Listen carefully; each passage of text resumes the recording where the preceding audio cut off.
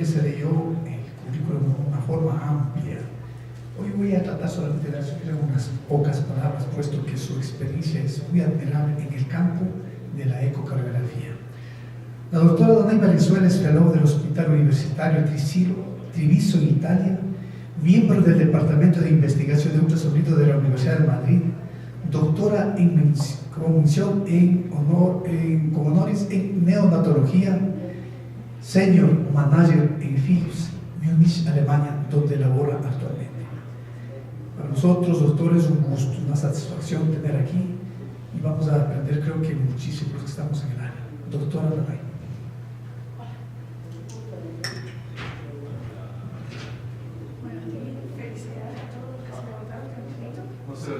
Buenos días. Ups, ya está. Estamos en Eurovisión ahora. Felicidades a todos los que se levantaron tempranito. Mil gracias por estar aquí. Sé que el tráfico de Quito esta hora es bastante complicado, con lo cual millones de gracias por levantarse. De hecho, es algo bueno que somos poquitos, porque la parte práctica la vamos a hacer práctica. O sea, que les voy a pedir a todos que se vengan un poquito más cerca a la hora de la parte práctica. Y va a haber alguna que otra sorpresa, los voy a sorprender, los voy a poner a trabajar en la parte práctica, ¿ok? Pero bueno, como ya habíamos visto, voy a darle un pequeño twist al trabajo o la charla que trata de nuevo de utilizar inteligencia anatómica y vamos a hablar de inteligencia anatómica en dos acápites de la inteligencia anatómica: la inteligencia anatómica aplicada a la imagen bidimensional y la inteligencia anatómica aplicada a la imagen tridimensional. Y vamos a ver cómo esto impacta la manera en la que hacemos, o las rutinas en las que hacemos hoy por hoy nuestros estudios de insuficiencia cardíaca, y específicamente vamos a darle un pequeño twist y vamos a hablar de la cardiotoxicidad y de la detección tempranita de la cardiotoxicidad. Al final, el paciente de cardiotoxicidad es un paciente que termina en fallo cardíaco o insuficiencia cardíaca, o sea que nos va a valer esto para expandirlo a otros campos.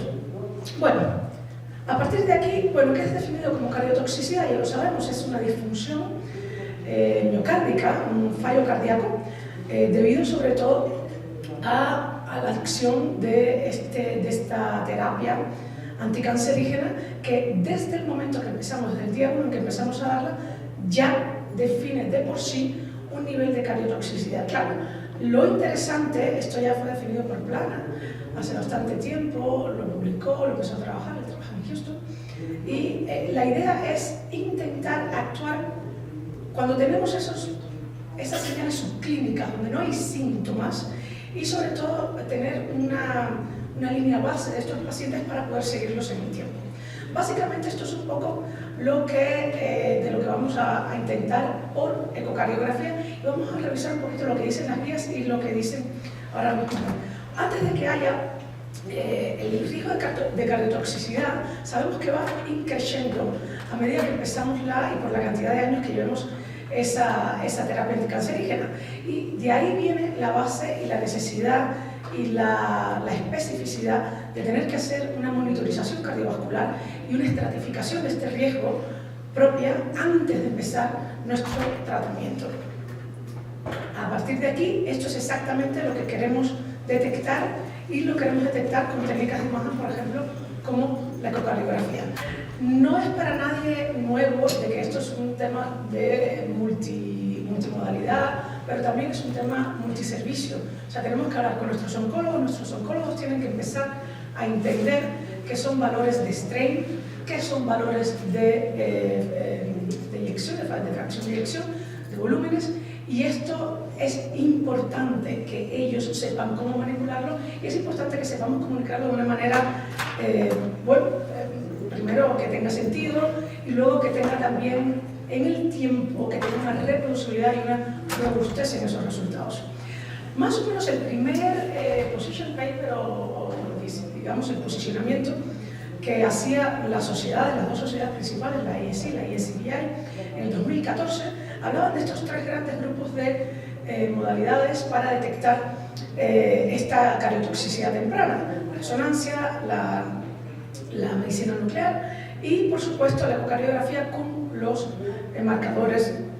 Y luego, en el 2016, ya salió, digamos, un paper bastante más contundente en lo que decía qué hay que hacer, qué no hay que hacer y cuál sería el protocolo que deberíamos seguir. En este paper, básicamente, lo que proponían era seguir con ecocardiografía, sobre todo recomendaba muy fuertemente la ecocardiografía tridimensional transtorácica para todo versus lo que era Simpson y lo que era, ya ni hablo de modo M, pero bueno, lo comparaba sobre todo con el Simpson biplanar y recomendaban el strain global longitudinal. Estos dos parámetros ecocardiográficos como la base para el seguimiento de todos los pacientes. Luego, por supuesto, hablaban de la medicina nuclear, hablan de la resonancia magnética y nuestros amigos los marcadores que van a ser a la par con nuestra ecocardiografía la base del seguimiento de estos pacientes. Básicamente sabemos que estas dos técnicas, tanto la resonancia como la imagen nuclear, tienen un montón de limitaciones, ¿vale? Son geniales, pero para ser sincero, ¿en cuántos hospitales tenemos acceso a ellas? Muy poquitos.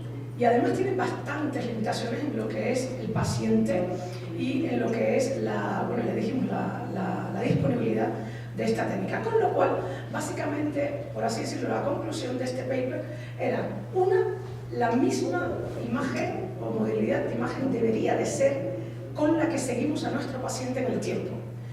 Dicho esto, significa que si empezamos con resonancia deberíamos estar siguiendo a este paciente cada 3 meses, 6 meses, 9 meses, 1 año con resonancia. Que alguien me diga quién es capaz de seguir un paciente cada 3 meses con resonancia. Ni en Houston lo hacen. Con eso se los digo todo. Con lo cual nos deja un poco a sota, caballo y rey y caballo ganador, ecocardiografía. Claro. Y ahí nos dice también que de estas modalidades, la más reproducible debería de ser la que escojamos. Y ahí es donde empieza la gente y dice, bueno, ecocardiografía no es la más reproducible. ¿Cómo vamos a ir a la ecocardiografía? ¿De qué manera podríamos hacer la ecocardiografía reproducible y que nos ayude a seguir estos pacientes en el tiempo? Bueno, vamos a ver. Por otro lado, también nos dice que la técnica a elegir debería de ser no irradiante, con lo cual ahí nos quedamos de nuevo un poco también con la ecocardiografía como nuestra amiga. Me gustaría rápidamente tocar estos dos grupos porque hay bastante rumor, por así decirlo, entre lo que se llaman criterios antiguos y criterios nuevos. Los criterios antiguos ya los venimos definiendo: fracción de eyección, función, strain global longitudinal y la troponina. Bueno, y luego hay unos cuantos papers que andan rodando hablando de twist, hablando de strain circunferencial y hablando incluso del acoplamiento ventrículo arterial. Bueno, vamos a ver exactamente qué dice el último posicionamiento, este paper del que les hablaba del 2016. Bueno, vamos a ver de estos criterios en este paper qué nos contaban exactamente. ¿Eran mencionados, no eran mencionados, eran recomendados, no eran recomendados? Bueno, adivinen qué, no hay una sola línea de mención de estos criterios llamados nuevos. Una, en todo el posicionamiento de este paper. No se dice, no se menciona, no se recomienda, ni siquiera se nombra como algo que podría ser de utilidad. Nada, no está, no aparece. Y volvemos un poco a la base. Fracción de eyección, strain global longitudinal y, por supuesto, nuestros amigos los biomarcadores. Básicamente en esto se basan todas las recomendaciones y todo el protocolo. Pero sabemos que tenemos unas cuantas limitaciones aquí con las que nos enfrentamos día a día en la ecocardiografía. Tenemos un problema de calidad de imagen, tenemos un problema de asunción geométrica, que básicamente es que acortamos nuestros ventrículos cada vez que los escaneamos, cada vez que les damos la vuelta para coger otra imagen. Tenemos un problema de variabilidad interobservador, de reproducibilidad, de sensitividad y de, básicamente del hacerlo correctamente, de la corrección de esos resultados. Y luego tenemos un gran problema de diferencia entre los vendedores. Yo tengo en mi laboratorio un GE, tengo un Philips de un tipo, un Philips de un tipo, y mis resultados no se me parecen. Con lo cual, ahí tengo un problemón. Porque mi paciente, yo debería ser capaz de escanearlo en el tiempo en la misma máquina, la máquina no se le debería de hacer ninguna actualización de software en ese tiempo, porque si no me cambian los resultados. Y como el mismo operador, ni los suecos llegan a este nivel de protocolo y de precisión de programación.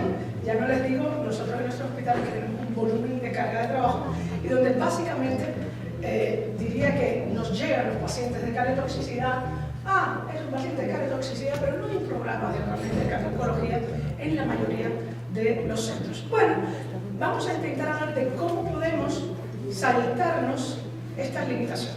Bueno, una de las cosas que yo siempre digo cuando hablo de softwares y de cuantificaciones es que los softwares no son nada si la base del cómo produces la imagen no es buena. Los softwares son softwares y son realmente producidos casi siempre por unos chicos muy jóvenes y muy talentosos en alrededor de una semana sentados frente a un ordenador. Claro, si lo que tú metes ahí, la imagen bidimensional, tridimensional, no es suficientemente buena, lo que produzcas y cuantifiques no será suficientemente bueno. Y esto es una relación que yo creo que todos entendemos. Básicamente, si tu transductor no es suficientemente bueno, si tu máquina no es suficientemente buena para entender lo que ese transductor recibe y proyecta, podemos hacer lo que queramos con el software, que al final nuestros resultados no serán buenos.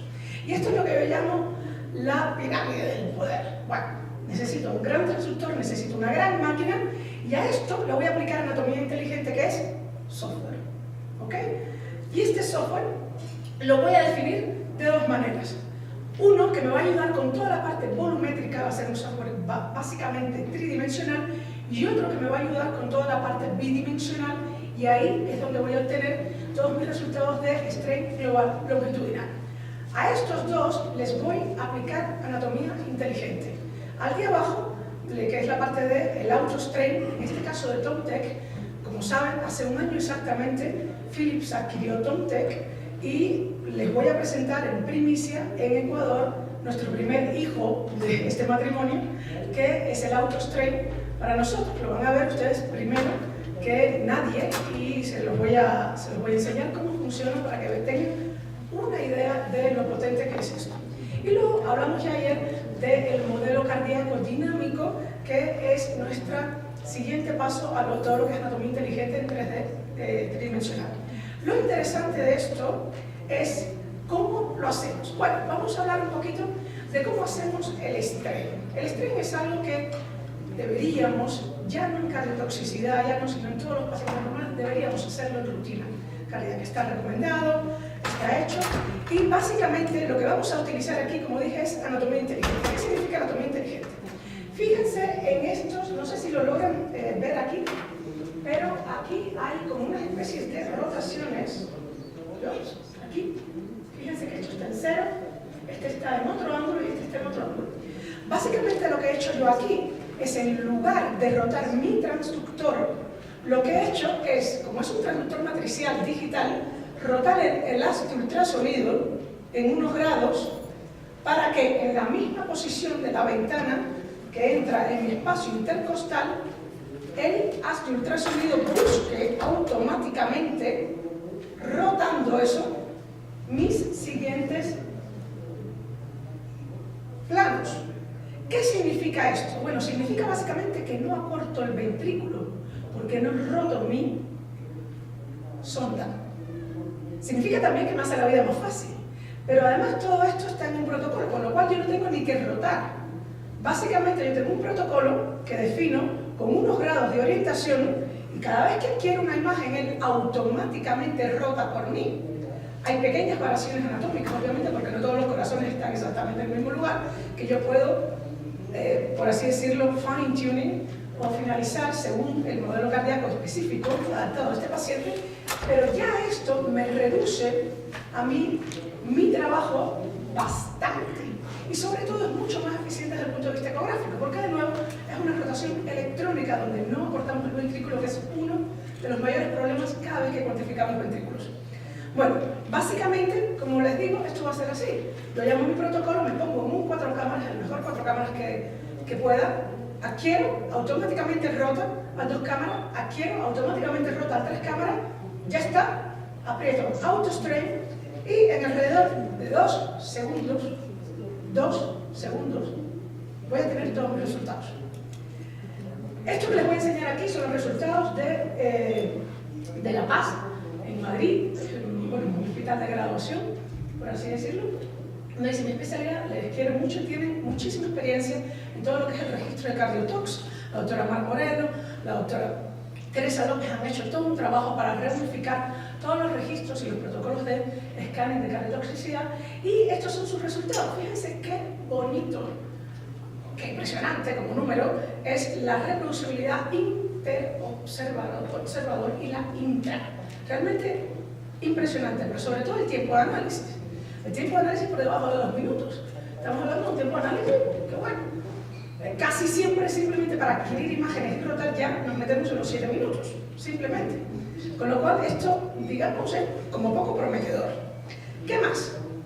Bueno, lo próximo sería intentar buscar un 4 cámaras, o sea, ya hemos hecho nuestra parte bidimensional en mi paciente que llegó, y lo que voy a hacer es intentar buscar un 4 cámaras. ¿Tiene que ser un 4 cámaras perfecto? No, tiene que ser un 4 cámaras aproximado, donde yo vea básicamente mi imagen, incluyendo mi aurícula, y voy a apretar un botón que dice modelo cardíaco. Esto lo vamos a demostrar así, no piensen que me tienen que creer porque lo digo yo. Lo vamos a demostrar, y en alrededor de 1 segundo voy a adquirir un volumen completo de mi corazón, y en alrededor de unos 20 segundos voy a segmentar, cuantificar, detectar cámaras y dar valores.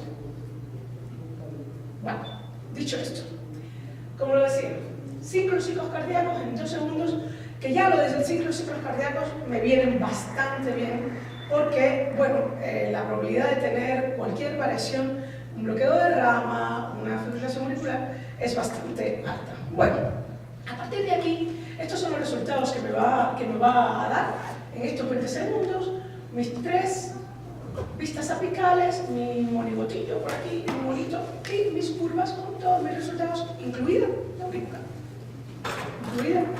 Mismo ciclo cardíaco. Esto es un poco lo que pasa. No sé si se dan cuenta, aquí yo estoy orientando en mi ventrículo. Fíjense que el ventrículo está, y cuando vea en la próxima voy a orientarlo sobre la aurícula. Fíjense qué pequeñita es la aurícula. Y cuando yo le digo a mi software, ¿me puedes enseñar la aurícula?, él me orienta automáticamente la aurícula. No sé si ven una línea aquí, yo la veo aquí y aquí.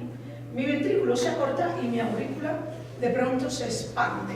Es exactamente lo que no logramos nunca en el bidimensional, porque siempre cuantificamos nuestra aurícula cogiendo el ventrículo como base, erróneo.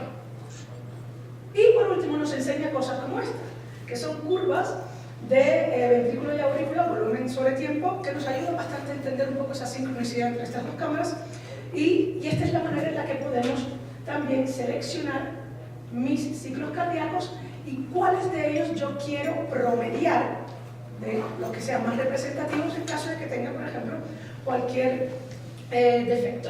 Aquí tienen, por ejemplo, unos cálculos que, en este caso, si se fijan aquí, esto es promedio, average, ¿ok? Aquí no. Y ahí tienen un poco las diferencias de resultados también en volúmenes de lo que viene a ser uno cogiendo un ciclo cardíaco o cogiendo un promedio de ciclos cardíacos en un paciente representativo. Otra cosa que creo fundamental aquí es el tema de indexar valores. ¿Qué nos pasa con los pacientes en cardiotoxicidad? Los pacientes en cardiotoxicidad pierden peso, bastante. Les ponemos, pierden peso, con lo cual todo, mi primer eco, antes de ponerle tratamiento, básicamente, cuando empieza el paciente a ponerle con tratamiento, no tengo cómo compararlo, porque su superficie, su BSI ha cambiado, su peso cambia, con lo cual es fundamental que podamos indexar estos resultados. Esto es un poco lo que nos permite aquí el hecho de poder introducir estos valores dentro del software, nos permite indexar el índice cardíaco, valor fundamental para valorar esa morbilidad, y también nos permite indexar nuestro volumen de aurícula izquierda. Y esto, de nuevo, insisto, es por primera vez que lo logramos, y me parece en el caso de cardiotoxicidad específicamente, pero en muchos otros casos. Podemos hablar de hipertensión, podemos hablar de cualquier otra. Lo primero que le hacemos al paciente es baja de peso, con lo cual necesitamos indexar estos valores. Bueno, a partir de aquí, ¿qué nos trae este nuevo software? Bueno, nos trae una técnica tridimensional que nos permite adquirir hasta 5, nos trae curvas, nos trae también la masa ventricular. La masa ventricular es algo que es un dominio de la resonancia, típicamente. Con lo cual, ¿qué tal si pudiésemos hacer masa ventricular de una manera reproducible, sensata y con sentido común en 2 segundos de adquisición y 20 de cuantificación? Esto sería la panacea. Vamos a ver. Y luego también fracción de eyección y estos 2 volúmenes y valores indexados. Bueno, a partir de aquí, básicamente, estaríamos hablando de, y de nuevo, cito al registro Cardiotox de La Paz, con estos tiempos muy interesantes de 27 segundos. Esto es un estudio con un 77% con mujeres con cáncer de mama. Y fíjense en la reproducibilidad, o sea, a mí lo del 100% casi me parece inventado, pero no lo es, no lo es, y les juro que la doctora Barboret no se inventa nada, es muy precisa esta señora. Y la reproducibilidad, o sea, de nuevo, hablamos de pacientes que muchas veces han estado ya operadas, han estado radiadas, la calidad de imagen no es buena en estas pacientes, todo el que haya hecho cardiotoxicidad lo sabe. Nos cuesta bastante coger una buena imagen.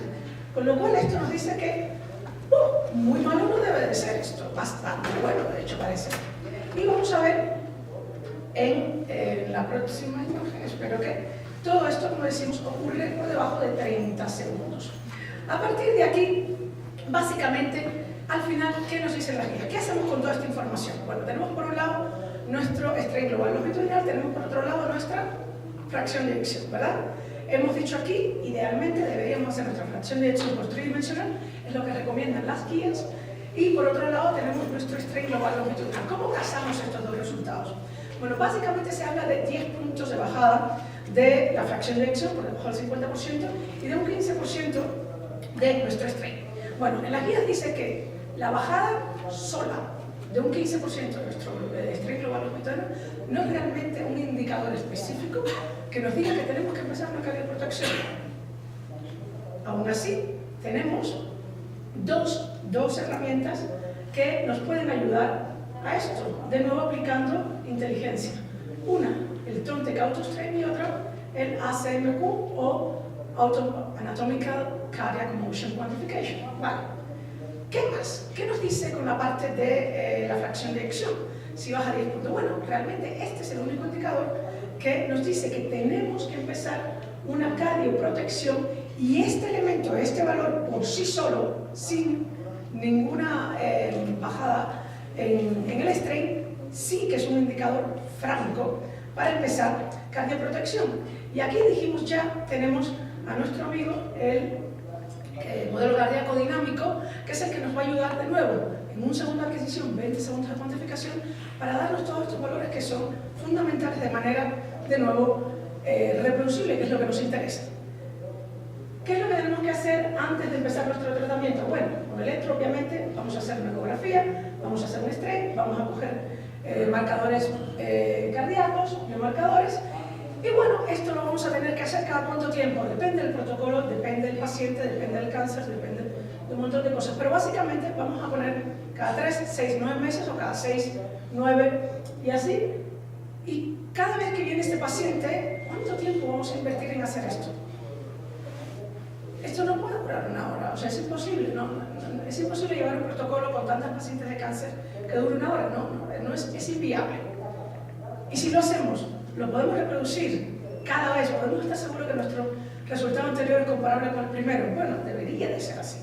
Básicamente lo que proponemos aquí es que en unos 15 minutos, más o menos, realmente este protocolo es viable. Y hablamos de 15 minutos, poner electros, adquirir imágenes, hacer ediciones, 15 minutos para una cuantificación entera que nos habla de deformación y que nos habla de volúmenes y función. Y ahí básicamente tenemos al final, pues en esta plataforma, una cosa que es bastante interesante y de la que me gustaría tocar. Bueno, ¿qué pasa si tenemos, como dijimos, máquinas de diferentes vendedores? Tenemos un problema. Hoy por hoy, el único, por así decirlo, software que está fuera de la máquina off-card, aunque está en una estación de trabajo, Tomtec durante 25 años ha venido precisamente desarrollando estos software que se llaman Vendor Independent, independientemente del vendedor. Ellos analizan imágenes, ya sea bidimensional, imágenes de ultrasonido, o tridimensional de cualquier vendedor.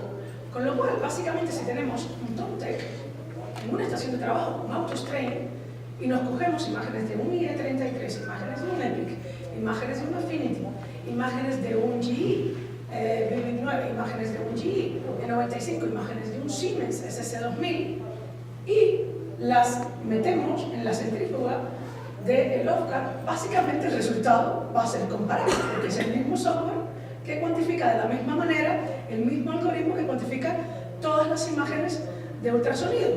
Y aquí estaríamos hablando, porque de nuevo, no es la realidad que en todos los servicios tenemos un vendedor, no. La realidad es que tenemos varios. Y no solo tenemos un vendedor, sino que tenemos varias máquinas del mismo vendedor. Y aquí es donde viene el problema.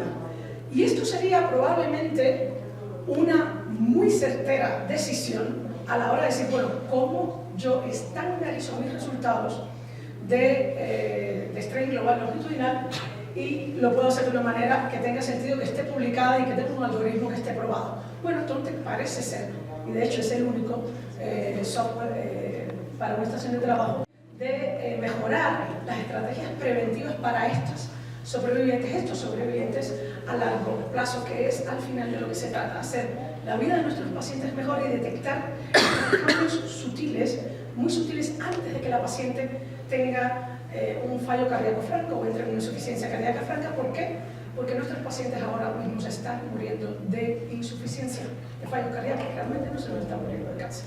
A partir de aquí, muchas gracias, y vamos a pasar a la parte práctica. Les voy a pedir a los que están muy detrás que vengan hacia acá. Vamos a ver la imagen aquí en la pantalla del equipo y les voy a contar un poco lo que vamos a hacer. Hace o mira cardiotox, o mira pacientes con cáncer e intenta seguirlos en el tiempo. Por aquí uno, por aquí, por acá. ¿A cuánta gente le llegan pacientes con cáncer y hay que evaluarlos? Probablemente a todos, ¿no? O sea, a todo el mundo le llega, ¿no? Vale. El problema es en qué estadio le llega. Te llegó antes de poner el tratamiento, te llegó ya con tratamiento, con lo cual no tienes una base de por dónde andaba esa paciente antes de poner el tratamiento, que sería lo ideal. Lo primero aquí es intentar hablar con nuestros oncólogos y decir, antes de poner el tratamiento, querido amigo oncólogo, mándamelo, para tener un registro base de cuál es la función cardíaca de este paciente. Y aquí llega el doctor Edgar. Al doctor Edgar lo vamos a guiar. El doctor Edgar va a ser mi conejillo de indias. Ven, puede venir para acá, un momentito. Porque lo que quiero probar es que esto no es porque yo lo diga, o no es porque yo conozca a este chico, que no es un paciente, obviamente es un modelo, pero no es un modelo ideal. Le voy a pedir que coja para mí 4 cámaras, 3 cámaras y 2 cámaras y no sé qué. Y lo que vamos a hacer es, si ven la imagen por allá, y yo les voy a ir contando un poco lo que vamos a hacer. Vale. Quiero que se fijen en, bueno, no lo ven ahí, pero se los voy a enseñar aquí. Esto de aquí es la rotación digital de mi transductor, ¿ok? Bueno, estos son 4 cámaras que todo el mundo reconoce. Y yo lo que quiero ahora es que todo el mundo me ponga, alguien que me ponga un cronómetro en un teléfono. Busquen un cronómetro y pongan un cronómetro. ¿Sí? Genial. Ahora, 1, 2, 3, rodando. Entramos, buscamos 4 cámaras, intentamos que sean nuestro mejor 4 cámaras posible. Ahí andamos y vamos a hacer el típico Simpson, que todo el mundo sabe, el ABC de cada día, ¿no? Vamos a parar la imagen. El doctor Edgar, como ya sabe, pero yo no quiero que haga eso, yo quiero que me lo haga como lo hace todo el mundo, porque aquí nadie tiene 3D, ya pregunté. Ya pregunté. Entonces vamos a intentar hacer como hacemos. O sea, vamos a congelar la imagen. Donde lo creamos, vamos a buscar nuestro diástole, vamos a medir en nuestra diástole, vamos a medir ahí, y yo me arreglo más en inglés, pero por ahí anda la cosa. Y aquí estamos, y esto es lo que hacemos todos los días. Ahora fíjense, allá arriba, según yo, hacemos así. Yo creo que va por aquí, porque yo ahí, bueno, y en mi pared lateral digo, bueno, ahí, esto es un poco como, yo sé que soy un paciente sano, con lo cual si no me da lo que yo espero que me dé, me lo voy a intentar. Lo voy a corregir hasta que me dé lo que yo creo que me tiene que dar, ¿sí o no? Eso es lo que hacemos todos. Eye bowling, perfecto. Hacemos eso, buscamos la sístole. Y ahí andamos, la sístole, vamos allá.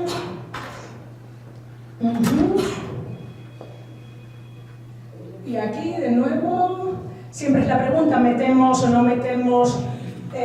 Bueno, lo hacemos más hacia... Bueno, nos da una fracción de edición de 67, estamos felices, está por encima, estamos felices todos, genial. ¿Cuánto tiempo?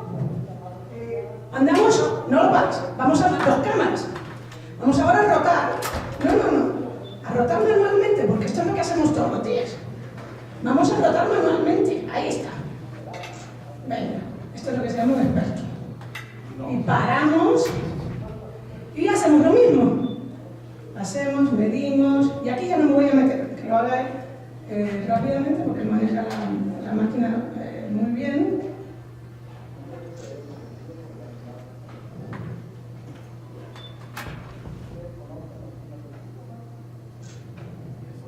La pregunta siempre aquí es, ¿metemos cuerdas, no metemos más en el miocardio compacto, no nos metemos más en el... Esto cada uno tiene su librito, cada uno lo hace un poco como se le señala. Y aquí tenemos el biplanar con un poquito de corrección, 67. Tiempo. 2 minutos y medio. 2 minutos y medio, perfecto. Vale. Esto es más o menos un poco la paciente bueno. Estamos hablando de un chico sano, que se ve bien, ¿ok? Ahora vamos a hacer la siguiente, por así decirlo, la siguiente evolución del 2D, que sería coger un transductor y hacer dos planos simultáneos, que es el biplanar, que fue lo que el doctor Edgar iba a hacer al inicio. Entonces lo que vamos a pedirle ahora al equipo es que nos coja directamente desde un mismo 4 cámaras, nos parte el transductor en dos y nos emita dos ejes de ultrasonido transversales, uno que va en longitudinal y el otro que va en transversal, con lo cual estamos viendo en el mismo ciclo cardíaco nuestros 4 cámaras y nuestras 2 cámaras. A ver, vamos a reiniciar ese cronómetro. Tiempo. Ok. Ya. Ajá. Y ahora ya dejo al doctor Edgar que haga su protocolo, él tiene mucha experiencia con este tipo de técnica. Sí, perdón. Sí, pero él tiene que medir, se lo muestro al final. Pero bueno, básicamente de este lado lo que ven es un 2 cámaras. Y la línea, se los voy a enseñar después, y la ventaja de esto primero es que nos ahorra tiempo, o sea, no tenemos que rotar más. Pues movemos el trackball, la bola, y la ponemos en el plano de corte que queremos que nos coja el transversal. Y es el mismo ciclo cardíaco, que también es una ventaja, ¿o no? ¿Cuánto era? ¿Ya miramos de nuevo? Y de nuevo, aquí es donde, no sé si lo ven aquí, pero bueno, hay una pared por ahí que si fuera yo diría, bueno, ya no lo pondría por donde yo crea que va, pero no la estoy viendo, básicamente no la estoy viendo, porque se me está metiendo el pulmón. Ahí está, 73. Bueno, ya que empezamos hay una variación de 10. En una paciente de cardiotox esto es peligrosísimo, peligrosísimo. Pero básicamente esto es lo que pasa. Si se fijan aquí, este es nuestro, por así decirlo, nuestro 4 cámaras, y este que está aquí, girado, vamos rápidamente a verlo en... Ahí, les voy a decir un poco cómo lo hay que hacer. Vale, y lo que yo voy a hacer es que yo me voy a poner, ¿ven? Donde yo me ponga, él me va a cortar la imagen a ese nivel. ¿Ok? Stop, tiempo, perdón. 1 y 42. O sea, lo del 2 y pico me dijeron que eran 2 cámaras solamente lo que íbamos a hacer. O sea, que súmale, son 5 minutos de lo que hicimos al inicio Simpson. Aquí lo redujimos ya a la mitad. O sea, estamos avanzando. Va bien, mismo ciclo cardíaco, estamos cortando, no hemos rotado, con lo cual no hemos acortado nuestro ventrículo al no rotar, no cortamos, que es uno de los problemas principales en Simpson. Y bien, esto parece que va bastante bien, ¿sí o no? Vale. Vamos a hacer ahora modelo cardíaco o heart model, ¿ok? Y yo les voy a decir aquí, lo que ustedes van a ver aquí en la máquina es la versión anterior del modelo cardíaco que es estático. Y eso lo vamos a comparar después, les voy a enseñar en el ordenador lo que es el dinámico, que es la nueva versión, para que vean un poco la diferencia entre los dos, pero aún así la adquisición y la cuantificación no cambian. ¿Ok? O sea, que es lo que nos interesa a nosotros, que no me lo tenga que aprender de juicio. Bueno, ¿qué es lo que vamos a hacer aquí? Bueno, vamos a coger básicamente un 4 cámaras. Vamos a coger un 4 cámaras y necesitamos siempre la aurícula. ¿Ok? Necesitamos siempre la aurícula, ¿por qué? Porque es un modelo cardíaco, necesita detectar todas las cámaras para segmentarlas, para entender la anatomía que está dentro. Y básicamente vamos a apretar ahí, un momentito, espera. Vamos a hacer tiempo, a ver, venga, modelo cardíaco, o adquisición de modelo cardíaco, aquí, aquí. Ahí él automáticamente me va a enseñar un 3D, y yo le voy a dar a adquirir, simplemente aquí, adquirir esta. Ahí. Le voy a dar a adquirir y ya está, lo tengo, y lo que voy a hacer es darle a modelo cardíaco, o sea, 4 cámaras, él automáticamente me enseñó 3 imágenes, me enseñó un 3D, y esa es la cuantificación que está haciendo, y él está detectando sus cámaras, entendiendo que es derecha que izquierda, y voilà, tiempo 36 segundos. 36 segundos. Fracción de eyección de 68. Que me parece mucho mejor que la de 72, no por nada. Fracción de eyección de 68, volúmenes de la aurícula izquierda, longitud, volúmenes, mis segmentaciones, según me lo dicen la guía, 4 cámaras, 2 cámaras, 3 cámaras, sístole, diástole. Está bueno eso, ¿no? Y aquí, cuando yo le diga edición regional, me va a enseñar. Sí, bueno, perfecto. Me va a enseñar básicamente qué ha hecho y yo le puedo corregir, porque al final, claro, el software lo hace por mí, genial, pero yo tengo la última palabra, claro, yo tengo que, si quiero corregir y si el software se equivoca, tengo que tener esa posibilidad. Y ahí me va a enseñar un poco eso, y sobre todo, si yo le digo, fíjense lo que va a pasar cuando yo le digo aquí, aurícula izquierda. O sea, él me está tomando ahora mismo, ¿ven la línea? Ese es el eje mayor del ventrículo, que él automáticamente lo detectó y alineó el ventrículo para que no haya acortamiento del ventrículo. Pero si yo le digo aurícula izquierda, si yo hago clic aquí, fíjense lo que pasa con mi ventrículo. ¿Y por qué pasa esto? Por algo que sabemos, pero que no entendemos cuando hacemos rutina ecográfica. Esta es la posición del ventrículo y la aurícula. No están así. Eso lo sabemos, pero se nos olvida. ¿Cómo es posible que hagamos 20-25% menos de aurícula? Simple. Básicamente porque estamos moviendo la aurícula con el eje largo del ventrículo, cosa errónea. Porque anatómicamente no están en el mismo eje. Claro, esto es lo que hace Harmodel por nosotros sin tocar, automático. Entonces, por aquí dijimos, esto no está mal, ¿eh? O sea, esto ya, 20 segundos, 4 cámaras, no necesito saber 3D. No necesito entender 3D, necesito saber coger 4 cámaras, básicamente. La máquina hace por mí y yo arreglo con esa máquina después los resultados y me da rápidamente. Bueno, por ahí esto lo tenemos bastante bien. Ya hemos hecho, por así decirlo, hemos completado nuestra primera parte de nuestra cuantificación en nuestro paciente con insuficiencia cardíaca, en este caso, en un paciente. Vamos a pasar a la segunda parte, que es la parte del strain, ¿ok? Y lo que yo les voy a enseñar aquí es la parte del strain con el software actual. Ustedes no están viendo aquí el AutoStrain de Tomtec. ¿Quién está familiarizado con Tomtec, por cierto? ¿Quién tiene alguna experiencia con Tomtec? Pero bien, ¿quién sabe Tomtec? ¿Quién sabe que Tomtec existe y que es súper guay? Es súper guay Tomtec. Tomtec es como la joya, la corona, pero es caro. Bueno, exacto. En 1994. Exacto, fueron los primeros en hacer estas cosas. Básicamente esto es una empresa alemana que lleva 25 años. Los alemanes son, yo vivo en Alemania, los alemanes son bastante precisos. Llevan muchos años haciendo esto. Lo que vamos a hacer aquí es hacer una adquisición como un protocolo. Vamos a hacer primero una adquisición de strain rotando mi mano y después vamos a hacer una adquisición de strain con el protocolo inteligente de iRotate. Y vamos a comparar de nuevo los tiempos que utilizamos para esto. O sea, vamos a coger un 2D Y vamos a hacer exactamente lo mismo que hicimos antes. Tiempo, un 4 cámara, vamos a adquirirlo. La adquisición del plus es por aquí, que ya me enteré ayer. Ahí, vamos a rotar, ¿no? Ah, bueno, ya lo hicimos con el protocolo. Espérate, no, yo no quiero esto. Yo lo que quiero es enseñarles que esto funciona sin nada. ¿Me qué?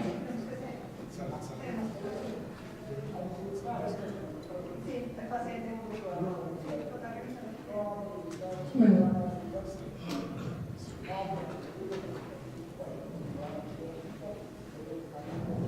Este es el problema de trabajar con una máquina. Primero está en español, lo cual a mí me... Y luego está en... Es una versión anterior. Bueno, entonces lo que vamos a hacer aquí es coger un 4 cámaras. No. Gira la mano. Sí. Vamos a coger un 2 cámaras. Y vamos a coger un 3 cámaras. Genial. Hemos cogido nuestros tres planos, paciente bueno, fácil, colabora, no se mueve, no respira. O sea, a ver, aquí estamos jugando con ventaja, ¿eh? Bueno, y ahora lo que vamos a hacer es coger, y aquí le voy a pedir a mi amiga, porque no, yo llevo ya un tiempo trabajando con el AutoStream y ya no estoy tan familiarizada. Pero tú trabajas con el SMQ, ¿no? Claro que sí. Bueno, lo que vamos a hacer básicamente con estos 3 planos, bueno, lo ven ahí, seleccionarlos, el D4, el D2 y el D3, y le vamos a entrar en el protocolo de cuantificación. Ahora se los voy a poner, pero básicamente yo le digo que estos son 3 cámaras, él me va a detectar el 3 cámaras automáticamente, me va a elegir el eje central, estos son los segmentos de cada uno, me va a dar unos valores de deformación, luego voy a pasar al siguiente. Esto lo puedo corregir obviamente, solamente por el objetivo de pasar, aceptar. Y voy a irme a la siguiente secuencia o al siguiente plano. Él automáticamente ya le digo que estos son 4 cámaras. Fíjense que yo le estoy diciendo todo el rato qué plano es. Verán la diferencia con el AutoStream. ¿Ok? Él me va automáticamente a posicionar, me va a elegir, le voy a decir aceptar, esto es lo que quiero. Bueno, ya sabemos, o sea, esto hay que editar un poquito. Y 2 cámaras. Fíjense el protocolo. Yo cambio mi mano, selecciono, me meto en el software, le digo al software qué plano es cada uno, acepto cada vez. ¿Ok? Fíjense todo lo que estamos haciendo. Y bueno, aquí está el final. Bueno, fenomenal. Y tengo mi imagen típica de ojo de buey con mis segmentos y todos mis valores ahí. Bravo. Tiempo. 2 minutos y medio. 2 minutos y medio. ¿Ok? Un experto, buena ventana, paciente que colabora, rico. O sea, mejor no lo podemos tener. Vamos a intentar hacer esto ahora con el iRotate, con el protocolo de iRotate. Como les digo, el protocolo de iRotate es como un protocolo de estrés. Básicamente lo que yo le voy a decir a la máquina es que cada vez que yo cojo mi primera imagen, él automáticamente me rota por mí mi hace ultrasonidos digitalmente, ¿ok? Entonces, yo le voy a decir, solo para que sepan una cosa, ahí yo le digo protocolo y le digo protocolo de strain, y yo lo voy a poner aquí porque yo soy, lo siento, pero yo lo tengo que ver en grande. Ande, que se dice. Y entonces aquí, lo que vamos a hacer básicamente es, estamos en 4 cámaras y él no se va a mover de 4 cámaras, él no va a mover su mano, ¿ok? Vamos a adquirir, ¿ok? Y fíjense lo que pasa arriba. Automática, ¡pam! Cambió directamente. Yo no hice nada, él me cambió directamente la rotación arriba. Fíjense aquí, cambió. ¿Ok? Yo no hice nada, no moví la mano. 2 cámaras, divino, adquiero. Me cambia automáticamente. No hemos hecho nada y adquirimos. Y voilà, tenemos adquiridos en la mitad del tiempo y bastante mejor porque no hemos acortado el ventrículo nuestros tres planos. Y vamos a hacer exactamente lo mismo. Vamos a coger las imágenes, vamos a meternos en el protocolo de... Vamos a aceptar el protocolo y ya está. Vamos a coger la revisión, vamos a coger las tres imágenes estas, creo. Ups. ¿Verdad? Chao, chao y chao. Y le vamos a decir que nos coja el acento. Y vamos a hacer exactamente lo mismo que antes. La diferencia es que el tiempo de captura se nos ha reducido brutalmente. Pero no solo el tiempo de captura, la eficiencia de mi transductor para encontrar el plano que toca sin acortar mi ventrículo también es mejor. ¿Sí o no? ¿Estamos de acuerdo en eso? ¿Lo vieron? Esa es un poco la idea. Y vamos a hacer exactamente lo mismo. Vamos a aceptar, vamos a coger la siguiente y vamos a aceptar. Vamos a ir montando el ordenador para hacer el autostrain de Tomte y mirar cómo funciona el autostrain de Tomte. Fenomenal.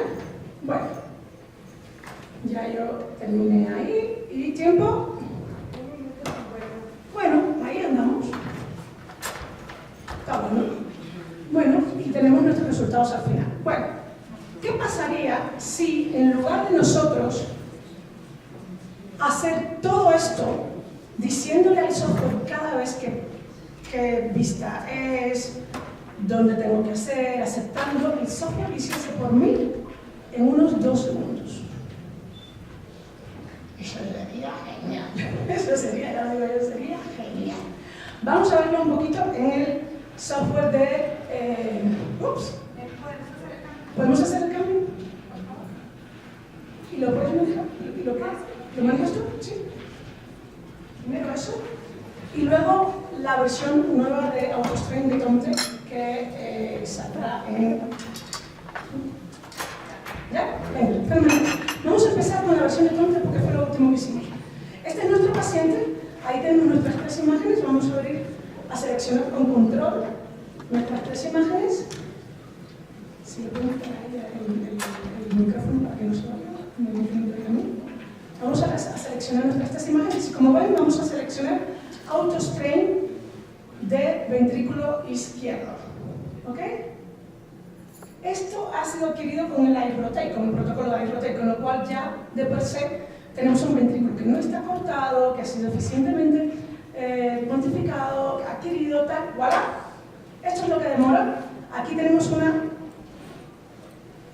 detección automática de las vistas, detección automática de cuál es el frame o el cuadro diastólico y el sistólico y los resultados. ¿En cuánto? ¿Perdón? En nada. En nada. Básicamente, en nada.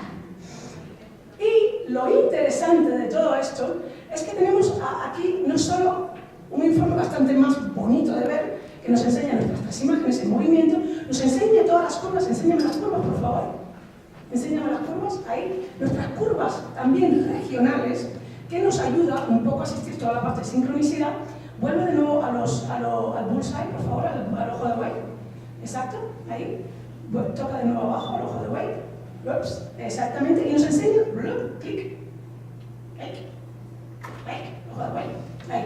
Y nos enseña 2 tipos de ojos de buey. Uno que nos va a dar el pico sistólico de strain longitudinal o de formación longitudinal, y el otro que nos va a hablar del tiempo a ese pico de strain longitudinal. Son 2 tipos diferentes, hablan de 2 cosas completamente diferentes, pero está muy bueno que nos los enseñen los 2 lado a lado con nuestras imágenes.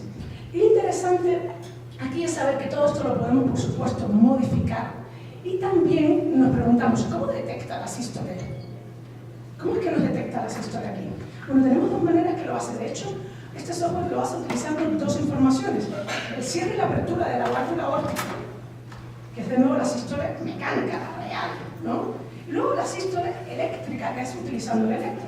Y a partir de ahí nosotros le podemos decir a software qué queremos que utilice. ¿Queremos que utilice nuestra válvula aórtica o queremos que utilice nuestro electro? Y sobre todo, nosotros lo podemos modificar si no estamos de acuerdo con esto, que es lo interesante. Podemos modificar. Bueno, hasta aquí esto sería la primicia mundial de lo que es el nuevo software de Philips AutoStream. Vamos a ver lo que hace ahora el Hard Model dinámico. Y en el Hard Model dinámico, insisto, si se fijaron ahí, la adquisición es exactamente la misma. ¿Qué va a cambiar? Tenemos ciclos cardíacos para adquirir. Vamos a tener un monigote, una representación de nuestro modelo cardíaco dinámico durante todo el ciclo cardíaco. Vamos a tener curvas. Ella lo está seleccionando, DHM, Dynamic Hard Model. Y vamos a cuantificar esto en exactamente el mismo tiempo de antes. No utilizamos más tiempo el que teníamos antes. Vale, 1, 2 y 3, ahí está, bastante rápido. Tenemos nuestras curvas, esto es un paciente obviamente normal. Tenemos nuestra detección de cavidades y a partir de acá, ¿me puedes abrir la aurícula izquierda, por favor? ¿Me puedes abrir la derecha la aurícula izquierda? No, la derecha. Ábreme la aurícula izquierda. Fíjense que ahora los valores que tenemos nos incluye fracción de eyección de aurícula izquierda, también nos incluye el índice cardíaco, también nos incluye la masa del ventrículo y vamos a incluirle el peso. Ahora, típico error. Nuestro paciente llega, se nos olvidó meter el peso en los datos del paciente y tal, y cuando vamos a cuantificar o no lo pesamos al paciente, cuando está ahí ya le decimos, por cierto, ¿cuánto pesa usted? Y ya, como no está metido en el software, pues no podemos, no, aquí lo podemos hacer después. De hecho, aquí le podemos dar el peso del paciente y le podemos dar la talla del paciente. En el caso, por ejemplo, de los niños, es importantísimo hacer esto, ¿vale? Y a partir de aquí nos va a indexar, nos va a indexar, si se fijan, el valor del volumen de la aurícula izquierda, nos va a indexar también el valor de nuestro índice cardíaco. Y esto de nuevo es otro pasito más en lo que es la comprensión de nuestras imágenes de manera utilizando inteligencia anatómica para dos cosas básicas: imágenes dimensionales e imágenes de 2D. Voy a cerrar esta charla, me quedan 4 minutos enseñándoles algo también muy nuevo, que es otro paso más en lo que es la inteligencia anatómica, en este caso a la hora de entender. Voy a necesitar ayuda aquí de nuestros amigos para cambiar esto.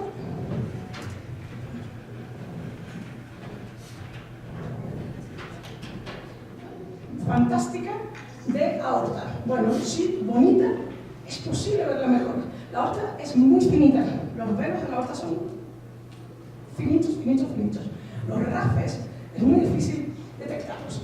Lo que vamos a hacer aquí es simular la luz dentro de este volumen y vamos a ver cómo interactúa la luz sobre las capas de este volumen y básicamente esta va a ser la imagen final.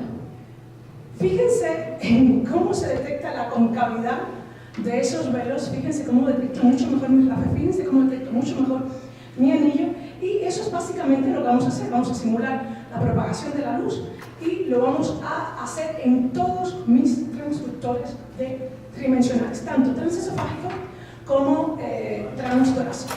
Esto es un poco como funciona en la vida real. En la vida real lo único que yo hago es que digo, quiero hacer turbio, y lo que voy a empezar a hacer es lo siguiente: voy a manipular mi volumen desde la pantalla táctil y voy a encender esta lucecita,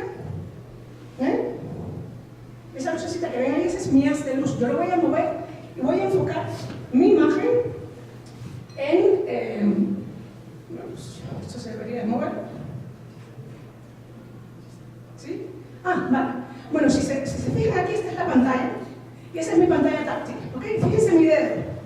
Yo estoy ahí rotando mi volumen, todo eso se está reflejando arriba, le estoy dando la vuelta, le puedo hacer zoom y puedo, con un doble clic, encender mi haz de luz y empezar a buscar con mi dedo dónde quiero poner y explorar mi volumen de esa manera. Básicamente como si manejasen una tableta inteligente o el teléfono. Exactamente lo mismo. Y esto de nuevo pasa sobre lo que es anatomía inteligente.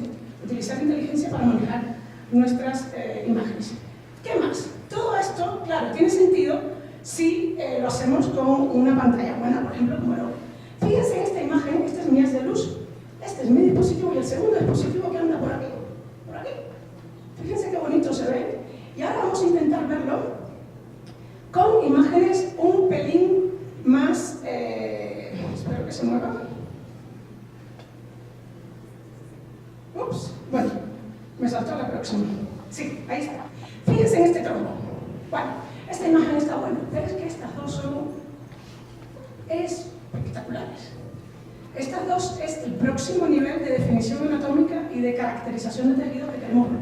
Fíjense cómo yo soy capaz de ver dónde está pegadito a este trombo exactamente, cómo se mueve, la sombra que deja en el movimiento, el hiperdinamismo que tiene y sobre todo la calidad en la que está, a qué nivel, la definición que tengo para reportar esto.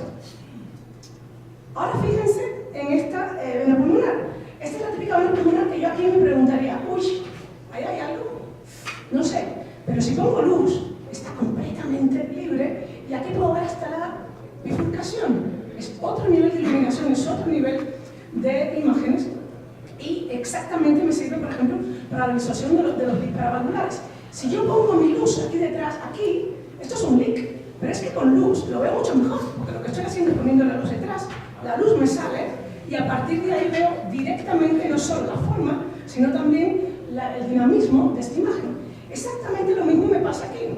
Fíjense cómo en esta imagen, que es un clip mitral, esto es un paraguas para un cierre, fíjense cómo yo tengo aquí mi luz, fíjense la sombra que me acompaña detrás, la percepción de la profundidad, la percepción de la anatomía alrededor de este dispositivo, exactamente sé dónde está, cuál es su relación con la anatomía que le rodea, y yo puedo manejar esto con mi dedo, desde mi pantalla táctil. Dos paragüitas, dos dispositivos, es un doble reemplazo para un cierre, sé exactamente quién está por encima del otro, cuál es la relación de ellos y sobre todo la relación con la pared que están cerrando. Dos imágenes aquí más interesantes, una con la luz de frente y otra con la luz que he atravesado el volumen y me la he puesto por detrás de mi volumen para ver la translucencia de este velo aquí. Ahora imagínense, si recordamos y hacemos un poquito de memoria, esto lo podemos traducir podríamos hacer caracterización de tejidos. La gran diferencia entre una degeneración, por ejemplo, la válvula mitral y un barro, básicamente es la translucencia del velo. Es una de las cosas que está escrita. Pero ¿cómo vemos translucencia de velo? Es complicado. Bueno, podríamos utilizar la luz, meterla detrás de mi tejido. Fíjense, aquí estoy mirando mi válvula, con mi luz la tengo delante, y aquí he usado la luz y la he puesto detrás del tejido. ¿Qué es lo que estoy haciendo aquí? Bueno, estoy viendo primero qué cortito está este velo, pero también estoy viendo la diferencia de translucencia aquí con respecto a esto, y a partir de aquí imagínense lo que yo puedo hacer con estos valvulares en el tiempo, utilizando luz para cuantificar cuán degenerado, cuán calcificado está mi estructura, y a partir de ahí verlo. Lo mismo con esta válvula mitral, ya lo dijimos, también mucho mejor definido esta estenosis y también mucho mejor para cuantificarla, para medirla, ¿verdad que sí? Lo mismo se aplica para las orejuelas. Las orejuelas, a veces tenemos la diferencia entre trombo y humo, y aquí nos vamos peleando en si es un trombo o si es un humo, y entonces es muy complicado de ver. También entonces puede ser bastante complicado de ver. Fíjense, mi orejuela aquí lo que hago es meterme la luz dentro, veo mucho mejor primero la línea para poder medirla y darle esa información para el cierre con un Watchman, por ejemplo, y puedo ver que esta cosita que hay aquí es un mito. Ahí no hay trombo, está libre, fenomenal, vamos a cerrarla, nos hemos quitado encima una de las cuantificaciones. Y por último, esto es posible también en los transtorácicos, no solo los transesofágicos, sino los transtorácicos. Ahora fíjense cómo nosotros empezamos a ver aquí con luz realmente la anatomía tal y como es, trabécula, tejido, e imagínense esto, por ejemplo, en una amiloidosis, que es la típica imagen donde tenemos que ir viendo a través del tiempo cuánto depósito vamos teniendo, cuál es la motilidad de este ventrículo, de estas cavidades, y a partir de aquí, básicamente lo que vamos a utilizar es, con esta anatomía inteligente, utilizando luz, mejorar nuestra percepción, nuestro nivel de tejidos, mejorar también nuestro contraste y darle simplemente claridad y pasar al próximo nivel, que es realmente caracterización de tejidos con una imagen no invasiva como la eco, utilizando luz. Parece sencillo, pero ahí están las imágenes. Gracias.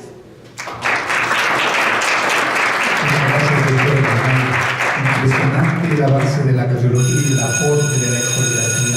Seguiremos avanzando y muchas gracias. 20 minutos voy a tratar de optimizar y objetivizar los beneficios del control de la frecuencia cardíaca en los pacientes con insuficiencia. Debo de declarar que poquito de interés al dar esta plática. Estos van a ser mis puntos en los siguientes 20 minutos, en los que vamos a describir epidemiología en la insuficiencia cardíaca, efectos hemodinámicos, evidencia científica, control de la frecuencia cardíaca, y haremos un pequeño resumen y los mensajes. Y es así que la insuficiencia cardíaca se presenta como la primera causa de hospitalización en los pacientes mayores de 65 años de edad, siendo la rehospitalización a un año del 44% en aquellos pacientes que tienen una insuficiencia cardíaca avanzada y del 32% en aquellos pacientes con insuficiencia cardíaca estable, siendo el género masculino el mayormente afectado. Reconocemos que en el mundo entero aproximadamente un poco más de 23 millones de personas padecen de insuficiencia cardíaca.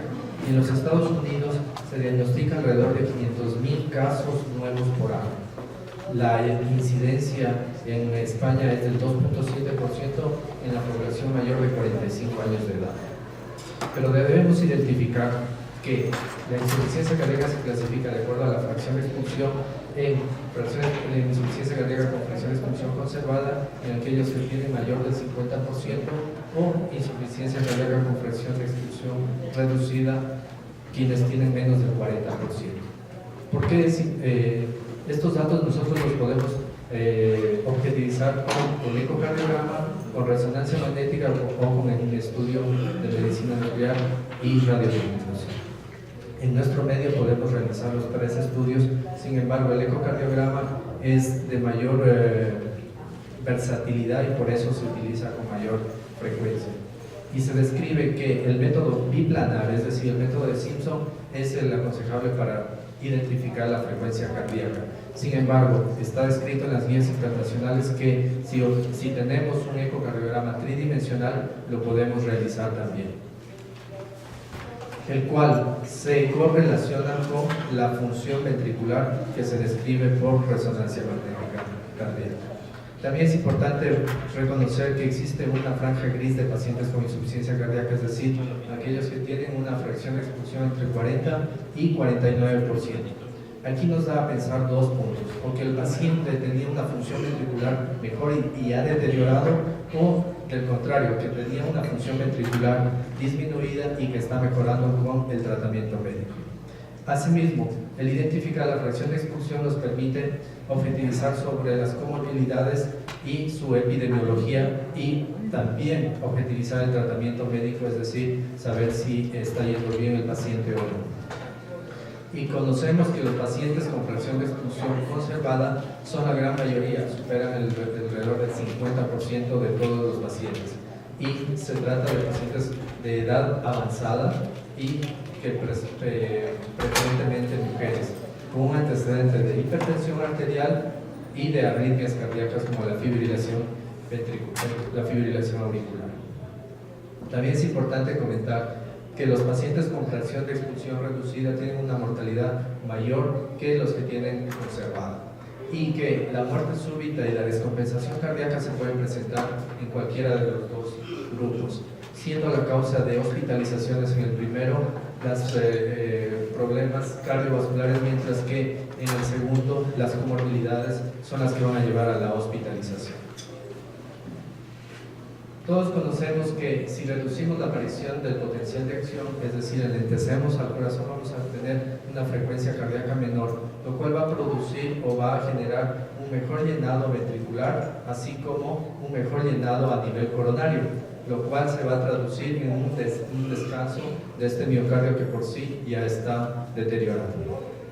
Conocemos que las variables del consumo de oxígeno miocárdico son la contractilidad, la tensión parietal y la frecuencia cardíaca. En este caso nos vamos a dedicar a este punto, objetivizando los fármacos que podemos utilizar y obtener resultados como el efecto antianginoso, la disminución de la severidad de la angina, la mayor tolerancia al ejercicio y disminución del riesgo de isquemia, disminución de rehospitalizaciones, así como de descompensación cardíaca, que todo esto se va a traducir en la disminución o reducción de la mortalidad. Para esto, los beta bloqueadores son un pilar fundamental para el control de la frecuencia cardíaca, y mejoría de todas esas otras variables que comenté hace un momento.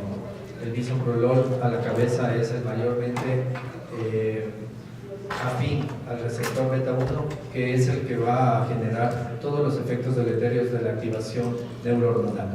Y si a estos beta bloqueadores los asociamos con IECAS, tenemos que la mortalidad la podemos reducir en aquellos pacientes con fracción de expulsión disminuida o reducida y que se encuentran asintomáticos. Todo esto con el objetivo de disminuir tanto la hospitalización como el riesgo de muerte, sin olvidar que pueden existir efectos deleterios como la hipotensión arterial, la disminución de la función renal o empeoramiento de estados de EPOC o enfermedad vascular periférica.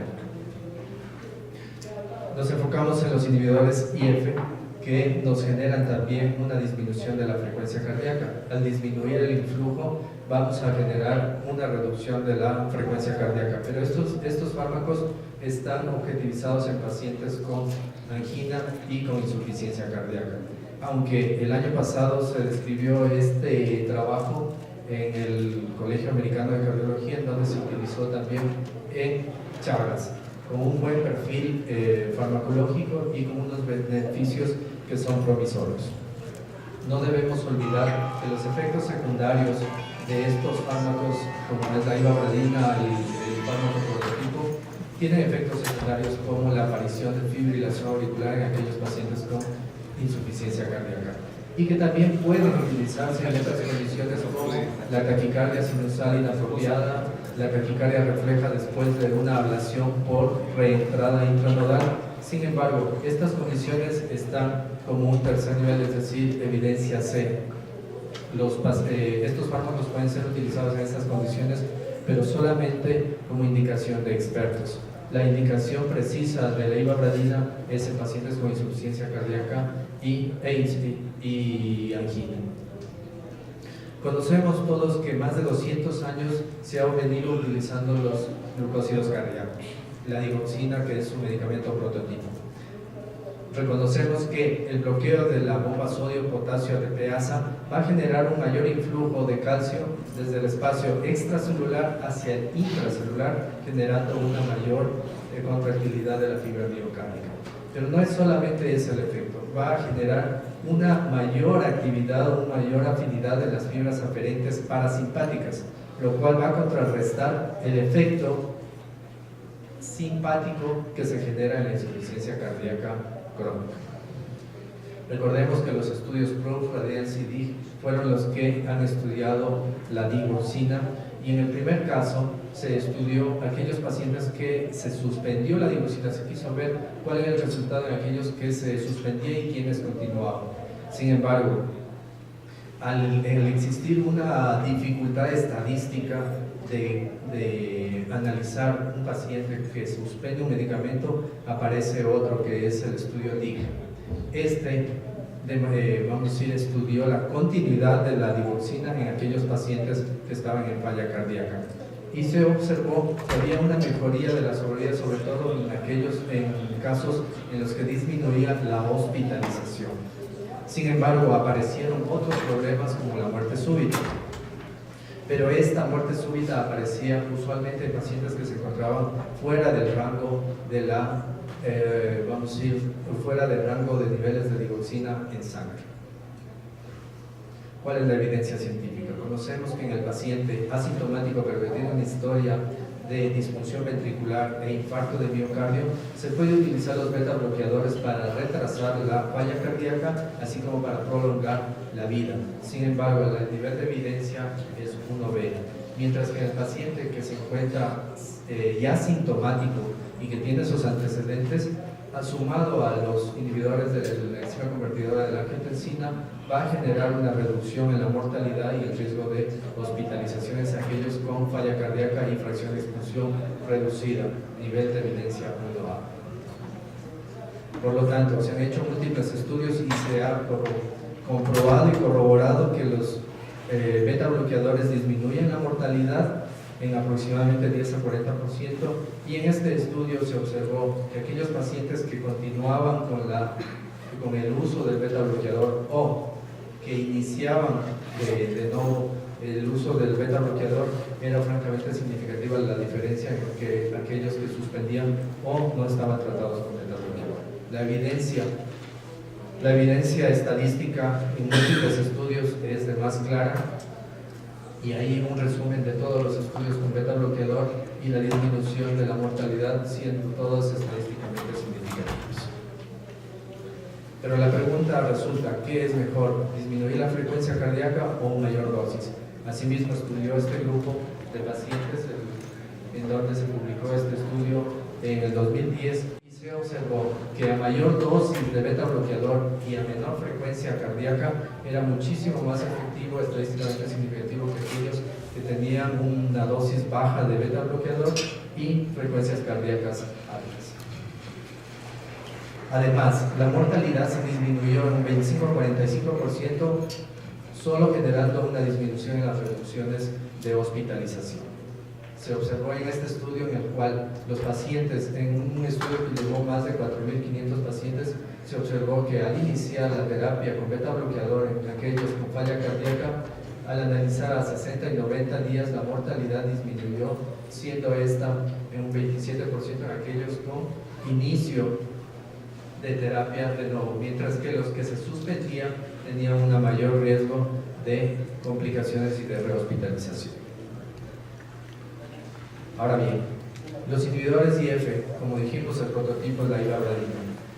Todos conocemos que este tiene una acción a nivel del nodo sinoarterial, generando una disminución de la frecuencia cardíaca y, por lo tanto, va a disminuir, vamos a decir, la frecuencia cardíaca sin afectar la conducción intracardíaca y la presión arterial del inotropismo ventricular. Entonces, se estudió a los pacientes que tenían un antecedente de enfermedad arterial coronaria estable, angina estable crónica y que también tenían insuficiencia cardíaca producida por una fracción de explosión menor del 40%. Se estudiaron 10.917 pacientes y con todo esto inició el estudio Beautiful, el cual determinó la disminución de los eventos tanto coronarios como necesidad de revascularización urgente. Sin embargo, en el caso de estos se observó que en rehospitalización y en mortalidad en el punto primario no hubo diferencia estadística significativa. Pero por otro lado, en el estudio Beautiful se pudo determinar que pacientes con frecuencias cardíacas mayores a 70 latidos por minuto tenían un riesgo mayor del 34% de tener una muerte súbita o una muerte cardiovascular y un aumento del 54% en aquellos que tenían riesgo de hospitalización por causa de insuficiencia cardíaca. Entonces de ahí nace el punto de 70 latidos por minuto. Y es así que el estudio SHIFT se dedicó a estudiar estos hallazgos y encontraron que efectivamente disminuía el riesgo tanto de hospitalización como en el punto primario en aquellos pacientes en los que se encontraban en falla cardíaca. Asimismo, se identificó un índice, un aumento del volumen telesistólico y de la fracción de expulsión. Todo esto es estadísticamente significativo. Y al utilizar el score de Kansas City también se observó que la calidad de vida había mejorado. Sin embargo, esta calidad de vida se asociaba a una disminución de la frecuencia cardíaca. Por lo tanto, ellos concluyeron que a menor frecuencia cardíaca, mayor calidad de vida. Pero existen sus bemoles y controversias entre el estudio SHIFT y el estudio Beautiful. Y es así que el estudio SHIFT se dedicó a estudiar pacientes con insuficiencia cardíaca, mientras que los Beautiful se dedicó a estudiar pacientes que eran isquémicos. Pero lo interesante de este estudio es que el 85% de estos pacientes tenían insuficiencia cardíaca y no demostró una mejoría en la mortalidad ni en el punto primario. Entonces eso nos llamó la atención a los investigadores, que al menos debió haber una disminución en el estudio Beautiful de las rehospitalizaciones por falla cardíaca. Otro punto importante es que la reducción del punto primario fue en valor absoluto del 5%, es decir, se presentó en el 29% en el grupo placebo, mientras que en la ibabradina se presentó en el 24%, pero la mortalidad cardiovascular fue similar. Los hallazgos ecocardiográficos que hace un momento describí, importante comentar que el número de pacientes apenas fue de 402 pacientes. Entonces, una población que se estudió por ecocardiografía a 8 meses fue insuficiente. Y que el score de Kansas City, el tiempo de seguimiento fue solamente a 1 año, es decir, no se terminó todo el tiempo que llevó el estudio SHIFT. Otro punto que es importante comentar es que el estudio SHIFT se enfocó a la frecuencia cardíaca que la determinamos en 70 latidos por minuto. Pero es importante comentar que apenas el 26% de pacientes en que incluía este estudio tenían dosis óptimas de beta bloqueador. De un 50 a un 60% tenían unas dosis subóptimas y apenas un 56% sobrepasaba el 50% de dosis óptimas. Por lo tanto, hubo estudios en el que este señor, él no aparece ahí en la pantalla, pero Cullington, es un autor que estudió, vamos a decir, un grupo de pacientes y determinó a 12 meses el seguimiento y observó que los pacientes, al modificar la dosis del beta bloqueador, la indicación de bivabradina disminuía de 18.4% apenas al 9%, es decir, el mensaje era que la utilización del beta bloqueador era súper importante para reducir el uso de este fármaco. Asimismo, dándole el beneficio de la reducción del 35% con el uso de beta bloqueadores.